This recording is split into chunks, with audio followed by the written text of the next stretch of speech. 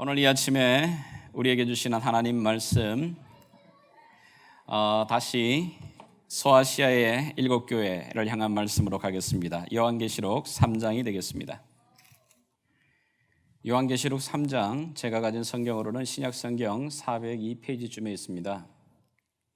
3장 1절에서 6절까지입니다.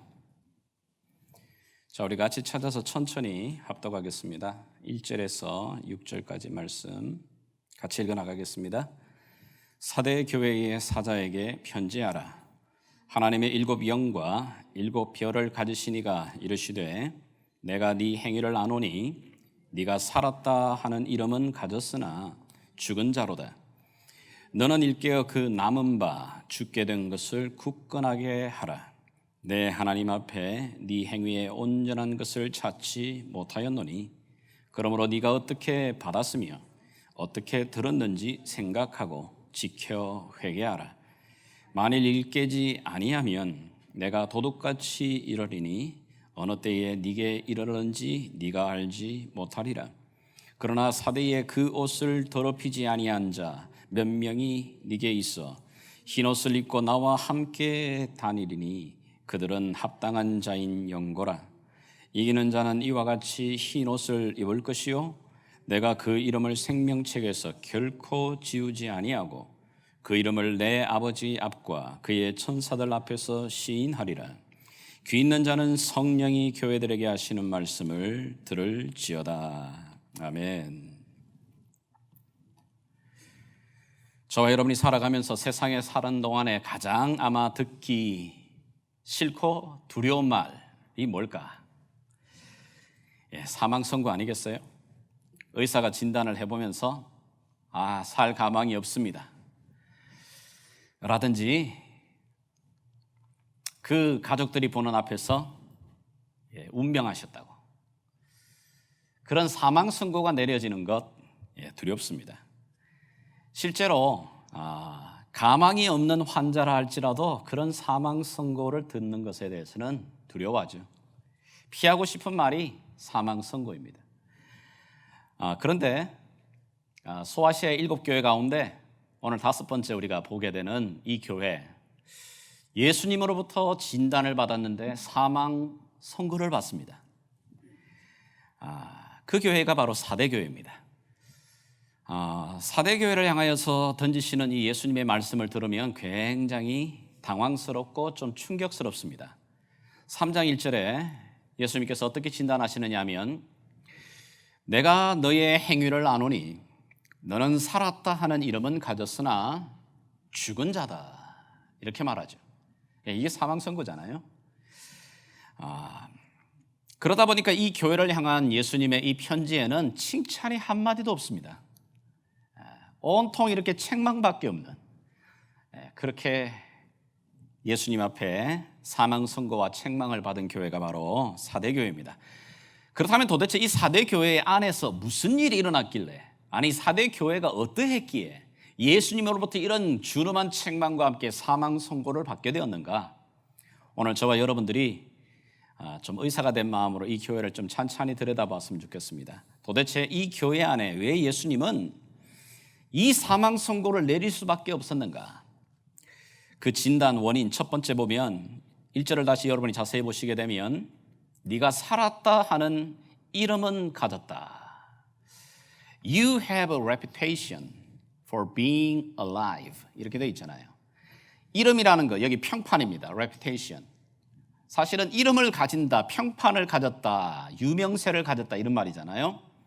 사실은 어떤 사람들로부터 그리고 평판을 받는 것 굉장히 중요합니다. 여러분들 휴스턴 여러 많은 식당들이 있지만 여러분들이 생각하는 가장 맛집이라고 평판을 받는 집이 있습니까? 그럼요. 그런 맛집이라고 하는 이름 평판, 그거 받는 거 굉장히 중요합니다. 그런 평판을 받으려고 그럼요, SNS에다가 막 활동하기도 하고 광고를 뿌리기도 하고 여러 가지 일들을 하는 거거든요. 사람들로부터 평판받는 거 굉장히 중요합니다. 여러분의 자녀들을 왜 그렇게 노력하고 애써서 이름 있는 학교를 보내려고 하죠? 그 평판이 좋은 학교, 이름 있는 학교, 유명세가 있는 학교에 보내려고 하는 것은 이름값 때문에 그렇습니다. 이름값. 그 이름값이라는 건 굉장히 중요합니다. 심지어 여러분이 집을 하나 사더라도, 아니 차를 하나 사려고 하더라도 이름 있는 집, 이름 있는 컴퍼니가 만든 집, 이름 있는 컴퍼니가 만들어낸 차를 사려고 하지, 이름 없는, 평판 없는 그런 곳에 관심 없습니다. 평판을 받는다는 거 굉장히 중요합니다. 그런데 놀랍게도 예수님께서 이 4대 교회를 향해서 뭐라고 말하냐면, 너희들이 그런 좋은 평판, 레퓨테이션을 너희가 받았다. 왜냐하면 이 교회를 가만히 보게 되게 되면 이 교회 안에는 지금까지 우리가 살펴보았던 교회들 가운데 나타나는 많은 문제들, 특별히 교회 안에 나타나는 문제들, 어떤 문제가 있었냐면은 이단들의 활동들이 있었어요. 발람의 무리들이라든지 니골라당이라든지 이세벨이라고 하든지 그런 이단들에 미혹됐던 활동들, 또 아니면 그 교회 안에 정말 세상에서도 하지 않을 것 같은 음행이라든지 도덕적인 문제가 막 일어나서 그 어려움을 겪었던 그런 일이 여기에는 없어요. 얼마나 대단한 겁니까? 교회 안에 도덕적인 문제, 그리고 교회 안에 그런 이단에 미혹되는 그런 일들이 없다 보니까 사람들이 가만히 보니까 이 4대 교회를 볼 때는 정말 살아있는 것 같아요. 야, 이 교회 살아있네, 진짜. 보니까 너무너무 좋은 것 같아요. 사람들의 눈으로 봤을 때는 너무너무 좋은 평판, 이름을 가졌어요. 이 교회에 살아있다라고 하는 그런 이름을 갖고 평을 받고 있는 거예요. 우리 주변에도 그런 가정을 여러분 보십니까? 저 가정을 보면 정말 아빠가 비즈니스도 너무너무 잘해. 또 자녀들 얼마나 예쁘게 공부도 잘하는지, 거기다가 신앙생활까지 반듯하게 잘해. 뭐 하나 진짜 흠잡을 것이 없을 것 같이 아웃사이드나 그 모든 모습을 보게 되게 되면 너무너무 잘 돼가는 집안. 그러나 여러분, 그 다음 구절이 문제예요. 그 다음 구절이 뭐라고 말하죠? 그 다음 구절, 네가 살았다 하는 이름은 가졌으나 죽은 자다. 여러분, 사대교회는 굉장히 부유한 도시였습니다. 리디아라고 하는 왕국의 수도였거든요. 이 리디아라는 왕국이 그 당시 역사상 가운데 가장 처음으로 금화를 이렇게 만들어서 통화를 합니다. 그러니까 금도 많이 났고, 그리고 상업적으로 물질적으로 풍요했던 나라입니다. 하물며 한 나라의 수도를 삼으려고 했던 도시라면 얼마나 멋진 도시였겠어요. 사방으로 둘러싼 아주 천연 요새이기도 합니다. 자, 그러나 이 교회가 이 안에 살아있는 교회 안에 중에 좋은 이름을 가졌지만 예수님이 진단할 때는 뭐라고 말하냐면 죽었다. 겉모습은 살아있는 것 같은데 그 안을 들여다보니까 빈 껍데기라는 얘기입니다. 겉은 얼마나 사람들을 이렇게 쉽게 속이는지 몰라요. 겉으로는 사람들을 얼마든지 속일 수 있습니다. 그런데 불꽃 같은 눈을 가지신 그 주님이 그 교회 안을 들여다봤더니 그 교회 안에 살아있는 것 같은데 실제 그 가까이 들어가 그 안을 바라보니까 어떻게 해요? 죽어 있는 거예요. 빈 껍데기인 겁니다. 알맹이가 없는 거예요. 사실 4대 교회가 이렇게 살아있다라고 하는 이런 평판을 받은 것은 하나님께로부터 받은 게 아니고 사람들로 받은 평판이에요. 사람들이 보기에는 야, 저 정말 좋아, 정말 살아있는 것 같아, 정말 잘하는 것 같아. 그러나 그 옛날 이스라엘 백성들을 향해서 주님께서 탄식하던 것과 똑같습니다. 이사야 말씀에 뭐라고 말하냐면 매 주마다 하나님 앞에 나와 제단에 예배를 드리고 제사를 드리지만, 주님이 말합니다. 입으로는 나를 가까이 하지만, 그들의 입술로는 나를 외치고 나를 찬양하는지만 그들의 마음은 나로부터 멀리 떨어져 있는, 형식만 남아있는, 껍데기만 남아있는, 바로 그 교회가 바로 4대 교회입니다. 예수님께서 이 4대 교회를 죽은 자라고 사망 선고를 내리시는 좀 더 구체적인 이유가 2절과 4절에 좀 나타나게 됩니다. 자, 2절을 다시 한번 읽겠습니다. 시작. 너는 일깨어 그 남은 바 죽게 된 것을 굳건하게 하라. 내 하나님 앞에 네 행위에 온전한 것을 찾지 못하였다. 행위에 온전치 못했다고 말을 하죠. 4절도 같이 읽겠습니다. 시작. 그러나 사대에 그 옷을 더럽히지 아니한 자 몇 명이 네게 있어 흰 옷을 입고 나와 함께 다니리니 그들은 합당한 자인 영거라. 자, 이 두 말을 좀 연결하면 결국은 사대 교회가 예수님으로부터 사망 선고를 받게 되는 그 좀 더 구체적인 이유는 뭐냐면 그 옷을 더럽혔던 겁니다. 쉽게 말하면 그 행위 안에 거룩함을 잃어버린 겁니다. 그 교회로서 가져야 될 가장 중요한 것 중에 하나, 그 옷을 더럽히는 거룩함을 잃어버리는 교회였습니다. 자, 그러다 보니까 눈으로 드러나는 이단들이 없어요. 왜 없냐 하면 악한 무리들이 가만히 봤을 때 여긴 이 교회는 건드리지 않아도 될 정도예요. 놔둬도 될 거예요. 왜냐하면 놔둬도 우리 편이기 때문에. 안에 살아있는 생명력이 있거나 거룩함에 몸부림이 있으면 이단들이 들어와서 설칩니다. 그런데 놔둬도 우리 편이거든. 그러니 이단들도 전혀 관심 갖지 않아요.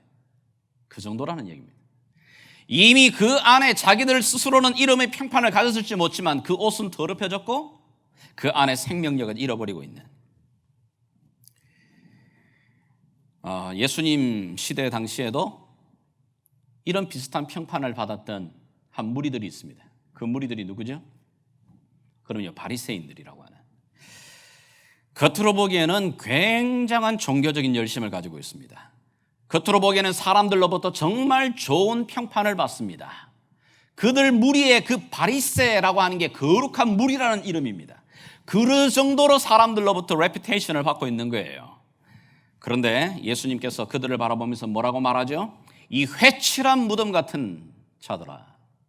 회칠했다는 게 뭐예요? 겉으로 보기에는 색깔 치장해가지고 굉장히 멋있어 보이지만 그 안에는 썩은 뼈들, 냄새가 진동하고 도무지 역겨워서 볼 수 없는 그 무덤이라는 말입니다.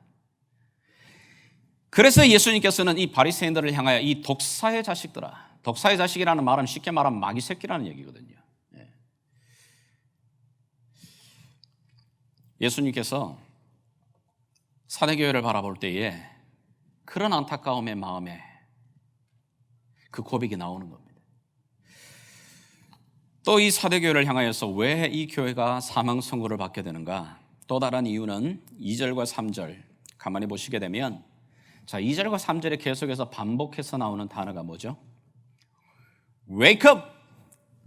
일어나라! 깨어라고 이야기를 하죠. 그 말은 반대로 말하게 되면 이 교회가 잠자고 있는 겁니다. 깊은 신앙의 잠에 빠져 있는 겁니다. 여러분들, 이 잠자는 신앙이라는 말은 무슨 얘기냐면 성경에서 말할 때에 예수님의 생명이 들어와 있는 사람은 살아있는 자입니다. 그러나 예수의 생명이 들어와 있지 않는 자는 죽은 자입니다. 그런데 이 교회는 분명히 예수의 생명이 그 안에 있습니다. 그래서 교회라는 이름은 가지고 있습니다. 그런데 어떻게 해요? 잠자고 있습니다. 근데 그 잠이 깊은 잠입니다. 마치 이야기하게 되면은 그 침대 위에, 병상 위에서 시한부인생으로 그냥 완전 식물인간 같이 누워있는 겁니다. 식물인간은 죽은 걸까요? 살은 걸까요? 그럼요, 심장이 정지하지 않았으니까 죽은 건 아니에요. 뇌는 움직여요. 감각은 살아있어요. 그 정도로 깊은 잠에 있는 거죠. 이런 깊은 잠을 빠져있는 이 사대교회를 향해서 예수님께서 경고하십니다. 네가 만일 깨어나지 아니하면 내가 도둑같이 임하리라. 자, 이 도둑같이 임한다는 이 말이 우리에게는 별로 다가오진 않아요. 그러나 이 사대 지역에 살고 있던 이 성도들은 이 말이 무슨 말인지 너무너무 역사적인 경험 속에서 그들은 알고 있는 게 있어요. 여러분, 사대교회의 이 사대 지역이라는 게 아까 말씀드린 대로 리디아라고 하는 왕국의 수도였습니다. 그리고 이 도시 자체가 정말 천연 요새입니다. 보게 되게 되면 높은 저기 보여지는 이 절벽 같은 곳이 병풍같이 둘러싸여 있습니다. 그러니까 감히 저기 침범을 해오려고 해도 저걸 어떻게 넘어오겠어요? 그리고는 그 앞으로는 단단한 성으로 이렇게 둘러싸여 있는 곳입니다. 자, 그러니 이 사대 너무너무 천연 요새이고 또 이곳에 금이 많이 납니다. 너무너무 좋은 것 아니에요? 그래서 역사적으로 이 도시가 멸망당하거나 점령당했던 역사가 없습니다. 딱 한 번 외에. 그 한 번이라는 게 언제냐면 페르시아 제국, 페르시아의 큰 제국을 이루고 통일시켰던 한 왕이 바로 이게 고레스 왕입니다. 여러분들이 그 300이라는 영화를 보시게 되게 되면 좀 이상한 분장으로 나오고 있는 그 페르시아 왕이 있는데요. 사실 그런 왕 아니고 정말 대제국을 이룬 멋진 황제입니다. 그 황제의 이름이 고레스입니다. 고레스가 아시아뿐만 아니라 유럽 전체를 점령해 나가는데 첫 번째 이 가장 힘든 고비의 싸움이 바로 이 4대 이 리디아 왕국을 점령하는 거였습니다.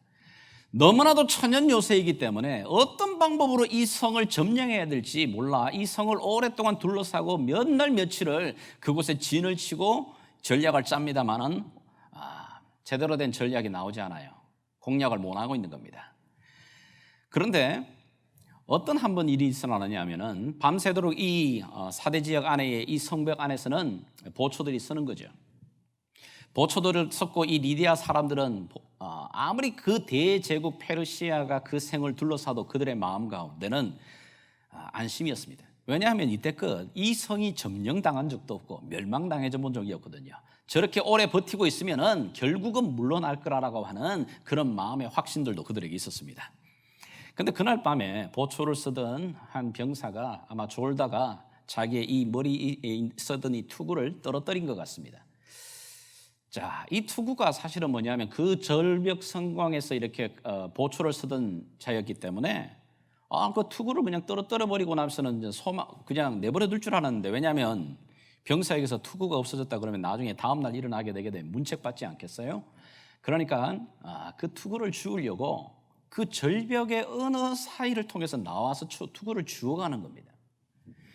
이 페르시아 병사가 밤새도록 그것을 지켜보다가 한 병사가 어디로부터 나오더니 투구를 짚고 들어가는 겁니다. 눈에는 보이지 않던 그 비밀 통로가 그때 발견되는 겁니다. 결국은 뭐냐면 그 비밀 통로 때문에, 그 한 길 때문에, 그리고 그 통로를 통해서 이 페르시아 군사들이 밤에 한밤중에 그 문을 통해서 이 도시가 점령당하게 됩니다.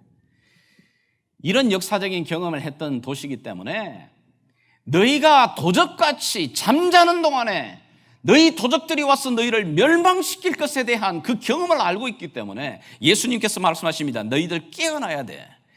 일어나지 않으면, 그 깊은 잠에서 일어나지 아니하면 내가 도적같이 임하여서 너희를 그렇게 멸망시킬 거라고 말할 때에 확 들어오는 겁니다. 마치 여러분들, 우리 여기 휴스턴에 계신 분들에게는 다른 도시에는 잘 몰라요. 너희들 회개하지 않으면, 너희가 깨어나지 않으면 내가 허리케인 같이 와가 너희들 다 부셔버릴 거야. 이러면 우리는 느낌이 오잖아요.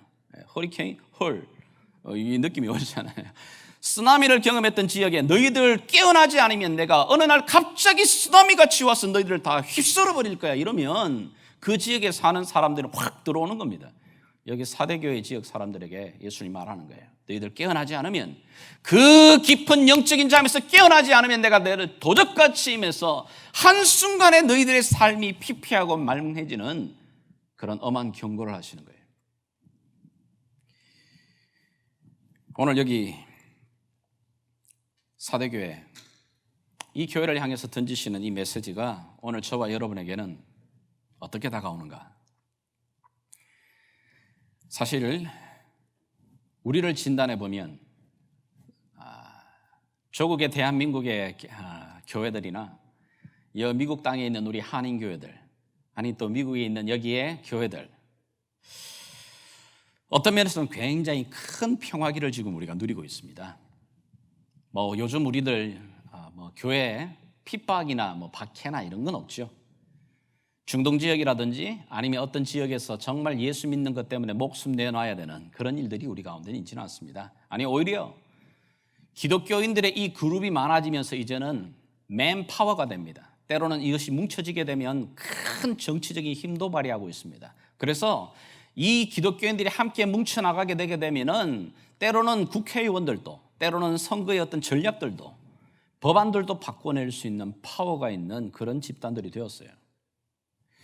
그런데 정말 교회 안쪽으로 보게 되면, 교회가 안으로 들어와서 안을 살펴보게 되면, 그리고 그 개개인의 그 영성을 살펴보면 정말 많은 것을 놓치고 있다고 생각돼요. 예수님께서 만약에 오늘날 우리 교회에 와서, 오늘날 조국의 한국 교회들을 와서 이 미국 땅에 있는 한인 교회들을 바라보시면서 진단하시면 도대체 어떤 진단을 내리실까? 어떤 한 교수가 오늘날의 현대 교인들의 모습을 이렇게 한번 진단을 하고 있어요. 교인 중에 20%는 주일 예배에 출석하지 않는다. 30%는 시간을 내어서 기도하는 시간을 갖지 않는다. 35%는 가정에서 성경을 읽는 일이 없다. 교인 중 40%는 하나님의 명령인 11조 헌금 생활하지 않는다. 60%는 자기의 영혼을 위해서 기독교 서적을 읽지 않는다.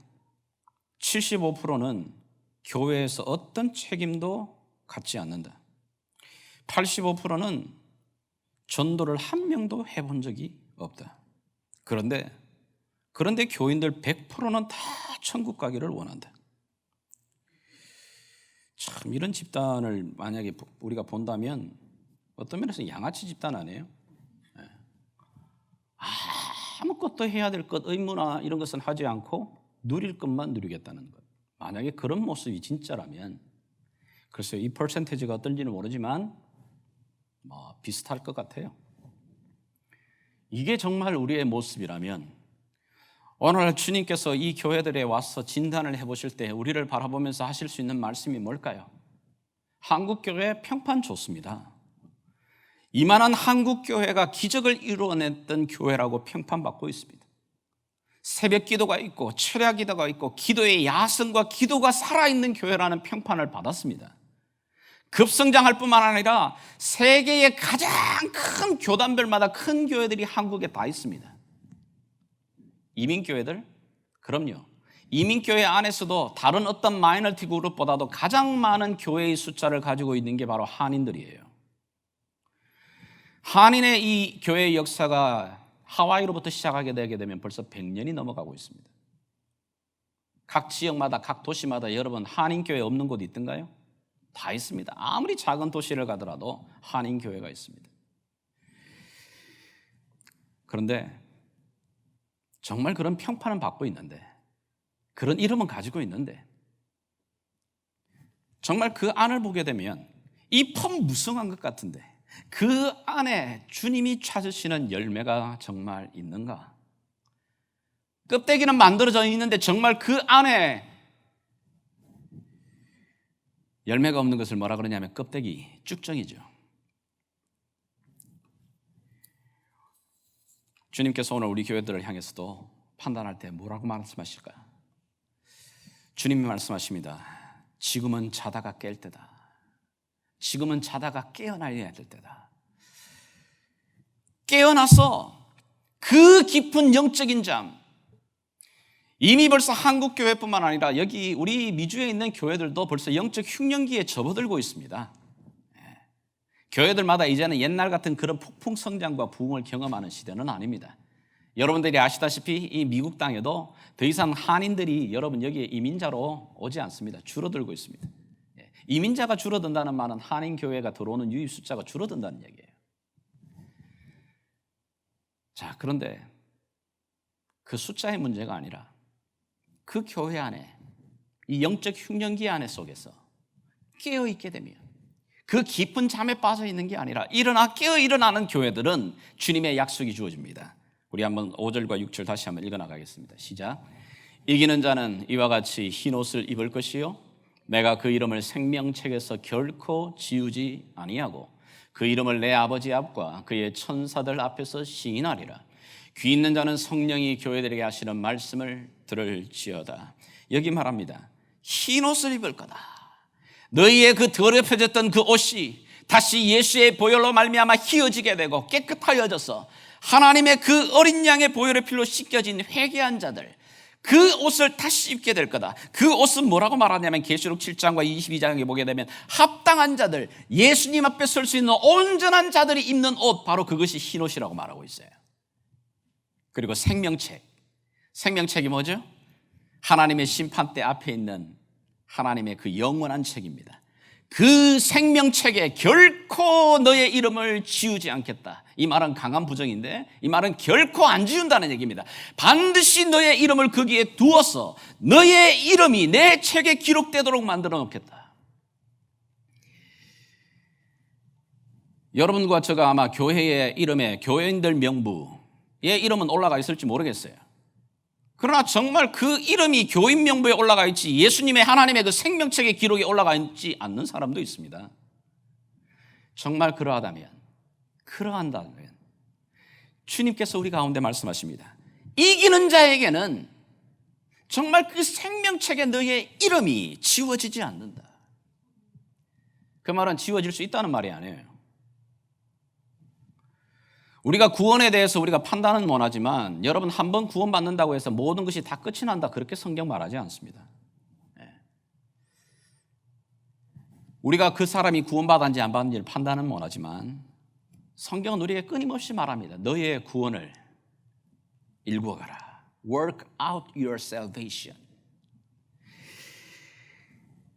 주님께서는 사대교회를 향하여 사망선고를 내리시지만, 그러나 사망선고로 죽이시려고 하는 게 아니고 다시 내가 너에게 흰옷을 입힐 거야. 이기면 기쁜 잠에서 깨어나는 자에게는 내가 그 이름을 다시는 내가 지우지 않고 그대로 둘 거야. 이 말은 우리 주님의 본 마음이 뭐라는 얘기예요? 깊은 잠에서 깨어나 살리려고 하는 겁니다. 죽이려고 하는 게 아니고, 사망 선고를 내린 게 너 죽었다 끝났다고 말하는 게 아니라 다시 기회가 있다고 말하는 겁니다. 그러니 이겨라고 말합니다. 깨어나라고 말하고 있는 거예요. 이게 우리 주님의 마음이에요. 자, 그렇다면 이제 사망 선고를 받은 이 사대교회를 향해서 우리 주님이 주시는 치유책, 회복이 그 방법이 뭐냐, 그리고 이 교회를 향해 요구하시는 게 무엇인지 다시 한번 좀 보려고 합니다. 2절과 3절. 자, 2절과 3절 우리 다 같이 한번 다시 읽어 나가겠습니다. 2절 3절 같이 읽겠습니다. 시작. 너는 일깨어 그 남은 바 죽게 된 것을 굳건하게 하라. 내 하나님 앞에 네 행위의 온전한 것을 찾지 못하였노니, 그러므로 네가 어떻게 받았으며 어떻게 들었는지 생각하고 지켜 회개하라. 만일 일깨지 아니하면 내가 도둑같이 이르리니 어느 때에 네게 이럴지는 네가 알지 못하리라. 자, 여기 영어로 보게 되게 되면 5가지의 중요한 점, 이렇게 단어가 나와요. Wake up, strengthen. 그리고 또 나게 되게 되면 remember, obey, repent. 자, 이 단어를 좀 크게 두 센텐스로 좀 묶을 수 있겠어요. 하나는 뭐냐 하면은, 깊은 잠에 빠져 있는 사대교회, 너희가 일어나서 아직까지 조금 남아있는, 너희들 가운데 거의 죽었지만 죽은 게 완전히 죽은 게 아니라 조금 남아 살아있는 그것을 깨워내라고 말하고 있는 겁니다. 그래서 그걸 굳건하게 다시 붙들으라고 말하고 있는 겁니다. 이 교회가 살아나는 방법은 뭐냐면, 남아있는 조금의 그 생명력이 붙어있는, 헐떡이고 있는 그것을 살려내라는 겁니다. 그걸 위해서 너희가 일어나야 된다. Wake up. 성경을 보게 되게 되면, 신약 성경을 우리가 지금 수요일과 또 토요일 날 계속해서 우리가 누가복음을 보는데요, 예수님께서 이 땅 가운데 있을 때에도 성경이 굉장히 강조하는 게 뭐냐면 깨어있으라. 그날이 올수록 깨어있으라고 강조합니다. 예수님이 겟세마네 동산에서 최후의 그 마지막 십자가를 지시기 위해 제자들과 함께 기도하는 가운데도 그 졸음에, 그 피곤에, 그 깨어있지 못하는 제자들을 향해서 예수님이 3번이나 찾아오시면서 하시는 말이 뭐죠? Wake up, 깨어나라. 지금은 일어나야 될 때야. 깨어나야 돼. 그리고 깨어나는데 깨어나서 너에게 남아있는 것, 그 remain되어 있는 것을 다시 굳세게 붙들어야 돼. 좀 무슨 얘기냐면, 좀 쉽게 말하면 하나님을 믿을 때 우리가 예수님을 구주로 영접하고 예수님을 믿어 나가게 되면 우리에게 주시는 두 가지 중요한 선물이 있습니다. 하나는 뭐냐면 우리 안에 성령님이 오시게 됩니다. 예수의 영이신 하나님의 영이신 그 성령님이 우리 안에 오십니다. 자, 성령님이 오실 때는 홀로 오시는 게 아니라 성령의 그 선물을 갖고 오시게 됩니다. 각 사람의 믿음의 분량대로 성령의 그 선물을 갖고 오시게 됩니다. 그래서 어떤 사람들마다 자기가 인정하지 못해서 발견하지 못해서 그렇지 예수님을 믿게 되게 되면 그 사람에게 하나님이 주시는 성령의 선물들이 있습니다. 그걸 은사라고 말합니다. 은사에 대해서는 참 많은 일들이 있지만 어떤 사람에게는 찬양하는 게 은사입니다. 어떤 사람에게는 기도하는 게 은사입니다. 어떤 사람에게 남을 잘 대접하는 hospitality가 은사입니다. 어떤 사람의 말씀을 잘 가르치고 풀어주는 게 은사이기도 합니다. 어떤 사람은 질서 있게 행정적인 것들을 잘 해나가는 것도 은사입니다. 성령께서 오셔서 우리에게 각 사람에게 그 믿음의 분량대로 바로 그런 은사들을 주시게 됩니다. 그런데 그 은사는 그 영혼이 자라나고 그 영혼이 성장하기 위해서 반드시 마지막까지 붙들어야 될 바로 그거예요. 어떤 사람은 정말 기도가 은사입니다.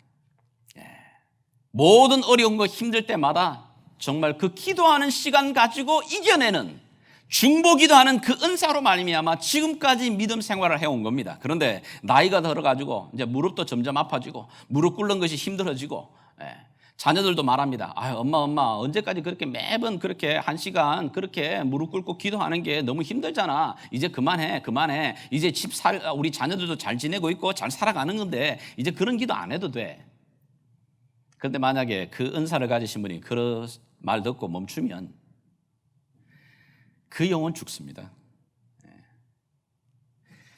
찬양의 은사를 가진 사람은 피곤해도 몸이 지쳐도 찬양해야 그 찬양을 통해 자기 영혼이 살아납니다.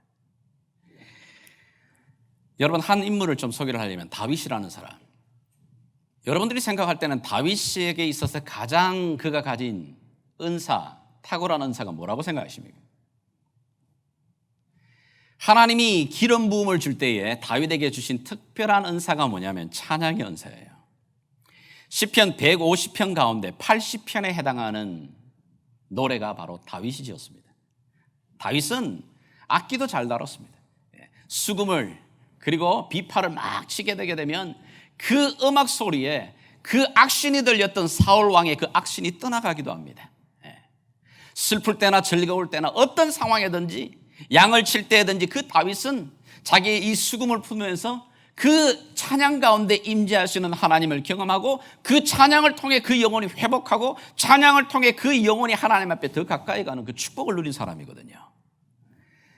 그런데 이 다윗이 골리앗을 이기고 또 사울 왕의 사위가 되었습니다.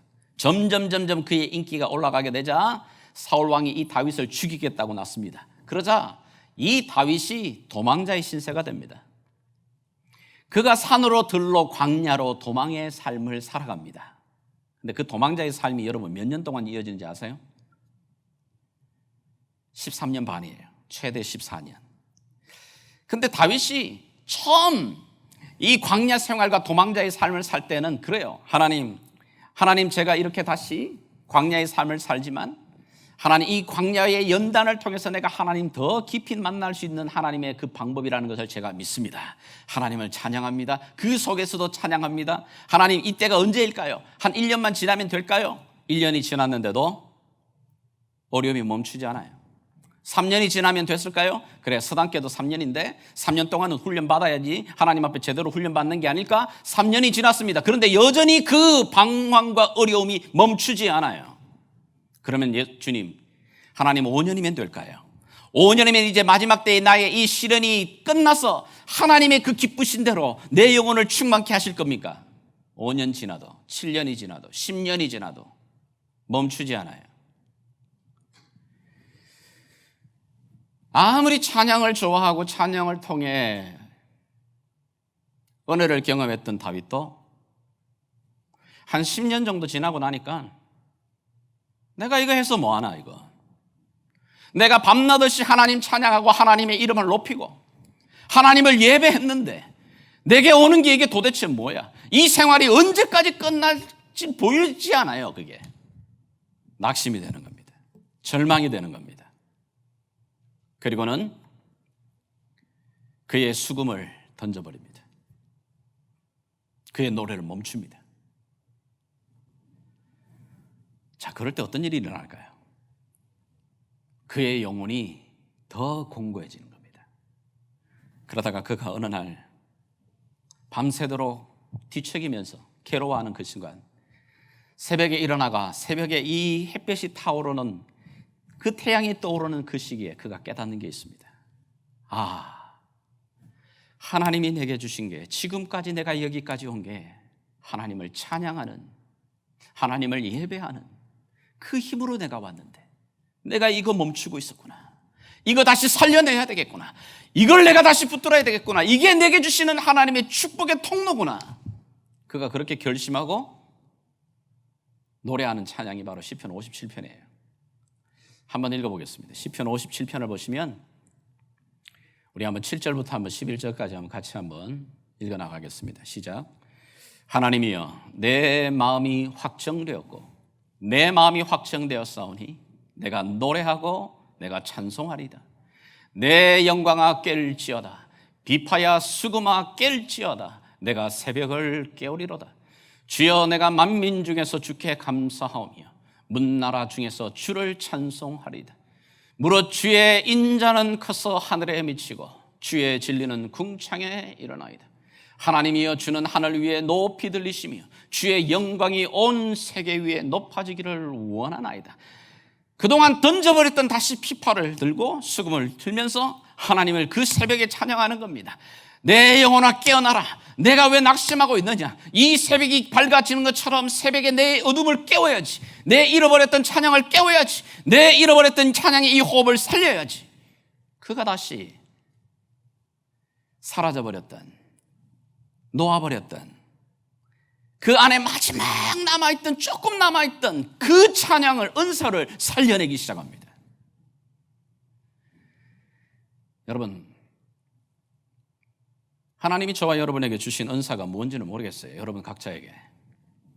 근데 만약에 여러분들이 지금까지 그 은사를 인해서 내가 누렸던 부분이 있다면 그거 내려놓으면 안 됩니다.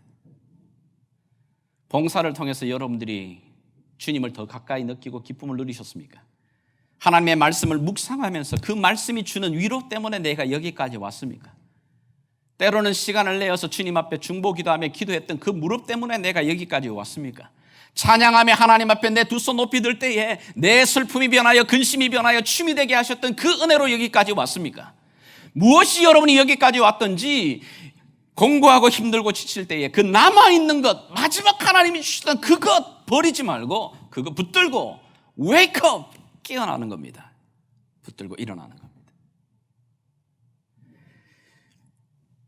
두 번째, 예수님께서 이 교회 사망 선고를 받은 교회가 다시 살아나는 길이 뭐라고 말하느냐면은, 얘들아 너희가 그 안에 있는 말씀들 중에 remember 하는 거다. remember. 네가 언제 이 하나님의 말씀을 받았는지, 네가 언제 그 은혜를 누렸던지를 기억하고 remember하고. 왜냐하면 회복의 가장 중요한 지름길이 바로 기억하는 겁니다. remember 하는 겁니다. 뭘 기억하는 거죠? 여러분이 처음 예수를 믿고 은혜를 받았었던 그때를 기억하십니까? 그럼요, 저도 사역하다가 힘들고 지칠 때마다 그때가 생각납니다. 긴 병상의 시간 때문에 나는 이미 죽었던 몸이었는데 나를 살려내셨던 그 순간, 그리고 주셨던 그 기쁨이 너무너무 충만해서 그 산을 내려올 때에 온 산의 나무들이 춤을 추는 것 같고 노래하는 것 같은 그때를 다시 떠올립니다. 야, 나는 이미 그때 죽었는데 여기까지 지금 연장받아 살아가고 있는 건데, 그때 내게 주셨던 하나님의 성령님을 기억하는 겁니다. 그때 내게 주셨던 성령의 은혜를 기억하는 겁니다. 그때 내 안에 내 삶의 여건은 여전했지만 내 안에 주셨던 성령이 주셨던 그 평안과 기쁨, 무엇으로 말할 수 없는 그때를 기억하는 겁니다. Remember 하는 겁니다. 그것이 바로 내 잃어버렸던, 내 연약했던 깊은 잠에서 깨어나는 가정 지름길입니다.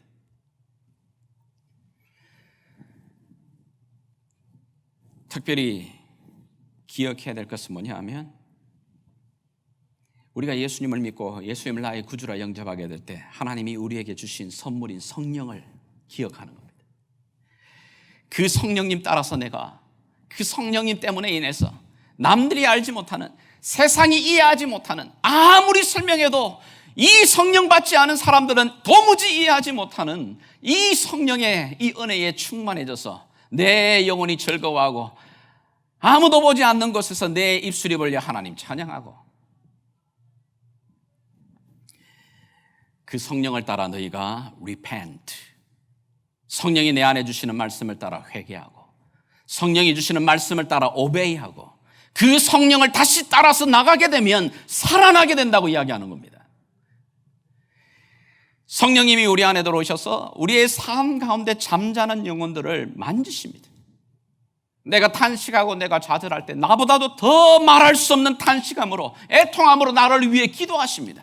그 성령님을 기억하고 성령님께서 주시는 마음을 따라서 내가 다시 wake up. 성령께서 오실 때 시들어버린 예배가 회복됩니다.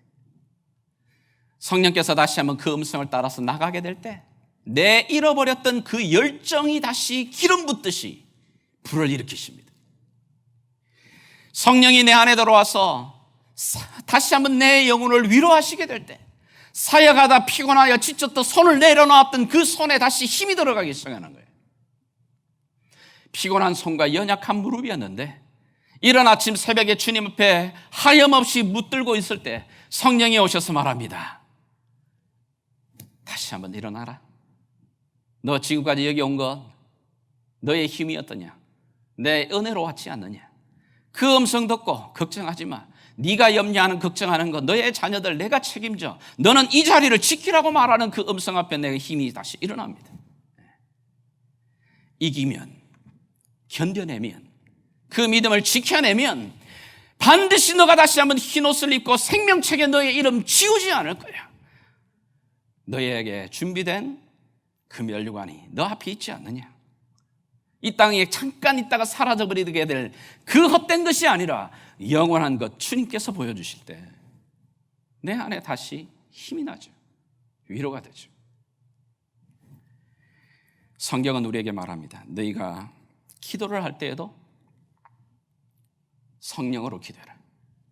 너 혼자 기도하지 말고 너 안에 계신 성령께서 너를 향해서 말하시는 그 기도를 따라 나가라고 말하고 있습니다. 너가 하나님 앞에 전도하고 일을 할 때도 성령의 주시는 능력을 가지고서 해라라고 말합니다. 예배할 때도 너 그냥 사람 바라보지 말고 찬양팀 바라보는 게 아니라 여기 안에 찬양 가운데 임재하고 계시는 그 성령을 붙들고 너 예배해야 된다고 말하고 있는 겁니다. 너가 봉사할 때도 사람들 의식하고 사람들 눈 쳐다보지 말고 너에게 주시는 성령이 주시는 마음을 따라 자원함으로 해. 그 자원함으로 나가게 되게 되면 반드시 쉬지 않아 엄하되면 너의 심은 대로 하나님 반드시 그 일에 갚아주실 거예요. 우리 안에 주시는 모든 일에 성령을 따라 행하라고 말하는 겁니다. 이 성령 남아있는 너희 안에 있는 조금 남아있지만은 그 불길을 너희가 다시 붙들으라고 말하고 있습니다. 사대교회를 향해 말합니다. 다시 주님의 주시는 그 은혜를 붙들고 깨어나라. 일어나라. 지금 이 세대 본받지 말고 이 세대처럼 사람들이 움직여 나가는 그 사람들 따라가지 말고 지금은 자다가 깰 때야. 지금은 자다가 일어날 때야. 말세가 되면 사람들이 모이지 않아. 말세가 되게 되면 경건을 사모하지 않아. 말세가 되게 되면 거룩을 사모하지 않아. 그러나 너희가 이 세대를 본받지 말고 그 잠에서 일어나야 돼. 깨어나야 돼. 오늘 21세기 안에